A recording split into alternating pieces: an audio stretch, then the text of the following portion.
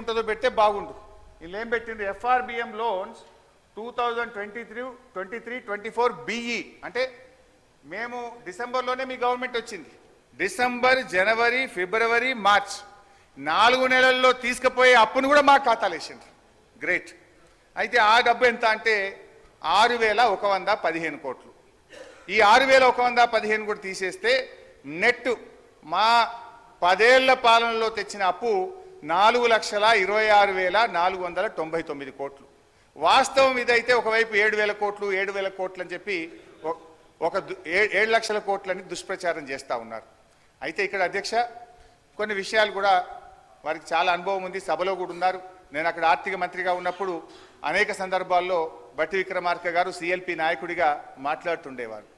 ఈ 4,26,499 కోట్లలో కూడా కొన్ని ప్రత్యేకమైన పరిస్థితులు, కేంద్ర ప్రభుత్వ నిర్ణయాలు, కరోనా లాంటి ప్రపంచమే గడగడలాడి దేశం మొత్తం గడగడలాడినటువంటి ఒక ప్రత్యేక పరిస్థితి 2 సంవత్సరాలు వరుసగా మనం ఎదుర్కొన్నాం.